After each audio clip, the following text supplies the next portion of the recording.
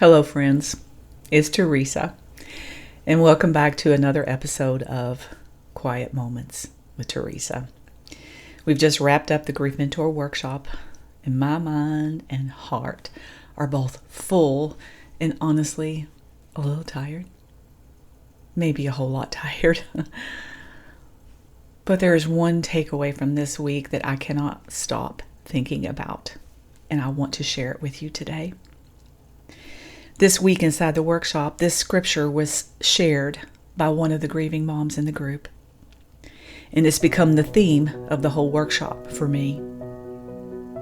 Psalms 118:17. I will not die. Instead, I will live to tell what the Lord has done.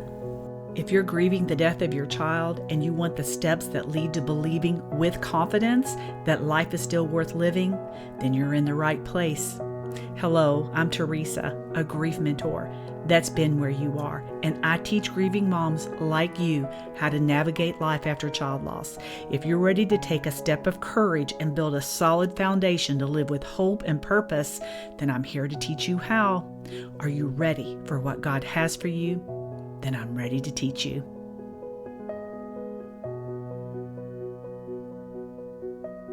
All week, I've watched grieving moms sitting with their thoughts that had been on repeat in their minds over and over and over. Some for just a few months because they're so early in their grief journey, and some maybe a little longer, without even realizing it, that it was the same thought on repeat over and over. And then one simple shift happens. One truth from God's word replaces a lie, and suddenly a light bulb goes off that shines a light in a space that had been dark. And it creates an ability for them to be able to see things through different eyes. And not just a small light bulb, but a whole new way to process what was keeping them stuck. Let me tell you, it made every late night, all the tears that I had shed, that I had taken on too much, the weight of getting it all right, those moments made it worth every minute. It makes this verse come to life for me in real time, for all of us on this very difficult road of child loss. Because it's the key.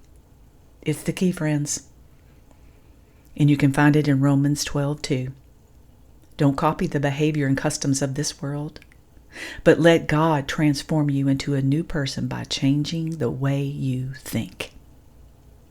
Then you will learn to know God's will for you, which is good and pleasing and perfect. You see, transformation doesn't start with big dramatic moments like we expect and sometimes look for. Instead, it starts with one thought being surrendered to God and replaced with truth. I just want to sit here in this moment for a while. Because, friends, we get trapped in our thoughts and then we can't figure it out. And that just leads to that constant despair. We think our way of thinking is the right way. And then when the truth of God's word shines the spotlight on the lie you're believing, it opens up a whole new world. And that's what I want for you too, friend. I had everyone share a word with me when they came into the workshop. And then I asked them to share another word at the end. Because here's the truth, friend. 1 week inside of a workshop is not going to take away your grief. No, that was not the purpose of it at all. But what the purpose of it was to bring grieving hearts, grieving broken hearts that are crying out to the one true God for relief, all together in one space. And friend, that creates some holy moments, some really holy moments that I'm just so blessed that I had a front row seat to. And guess what? I want that for you too, friend. Here's the second big takeaway for me that's important for you as well. The other thing I noticed, that even when truth is spoken, doesn't always stick the first time around, or even the second, or even the third. Some of the most powerful moments this week came from those grieving moms hearing the same thing over and over and over, maybe presented a little different way, until it finally hit home. There is hope. There is life after child loss. And friend, to me, that's worth more than anything this world has to offer. 2 Peter 1:12 says, "Therefore, I will always remind you about these things, even though you already know them, and you're standing firm in the truth that you've been taught." You see, even Peter knew that we need to hear the truth on repeat. And you know that too, friend, because you keep showing up to this podcast week after week, episode after episode, because your heart is hungry for the truth. And where do you think the desire for that truth is coming from? Yeah. You know the answer to that. You've been listening to me long enough to know the answer to that. You see, so many times inside this workshop, I heard mom say, "I'm so thankful for this community because for the first time, I know I'm not crazy. I know that there's not something wrong with me because so-and-so said this or this person said that, and this person's telling me I should this and I should that." But friend, this is what the truth is, right? Even Peter told us, "I know you know the truth, but you need to continue hearing it over and over and over. Not because we're making a mistake, not because we're doing something wrong, because we are flesh and blood." Okay? Grief has a way of making us forget what we know. Can I get an amen to that? That came up several times too in the workshop this week. But friend, let me tell you, what I've come to know is true in so many wonderful ways. And that is the Holy Spirit is faithful, and He will keep bringing it back to you over and over and over until it becomes part of you. Can I get an amen? We talked about that word a lot this week.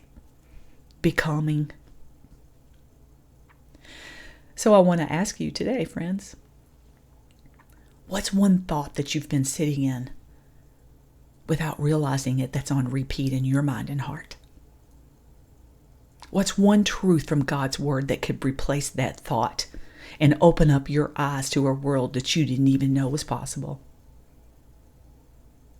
Don't be discouraged if you have to repeat that truth tomorrow to yourself, friend, and the next day, and the next day, and the next day. That is not weakness. That's planting seeds, and the more you water it, the more it grows. Friend, I'm praying this week that you will let God transform your thinking in just one area, okay? And then be gentle with yourself in the process. One thought surrendered to Him can change everything. And He'll remind you about what you need to hear as many times as it takes. He never grows tired of you, precious mama. I'm so glad you tuned in and spent a few quiet moments with me today. It's been really tough for me to get refocused and get any work done this week because I just don't want to forget the moments that we had. Because here's the truth, ladies, okay? Lean into this one. Listen, I want your full attention right now because this really matters for you. We get really discouraged in the waiting, don't we? We get really downcast in the waiting. And we can begin to believe the lie that there's never going to be a time when you can feel hope again, or joy again, or be able to lay your head down on the pillow and actually rest, really rest in peace, knowing that you're held. and you're more valuable to God than anything that you could begin to grasp. Today, I'm sitting in a place where I have reaped the time of my waiting. I've seen the hand of God work in your life in a mighty way. And I just want to say, praise God. I will not die, but instead live to tell what the Lord has done. And that's all I have for you today. So until next time, take care.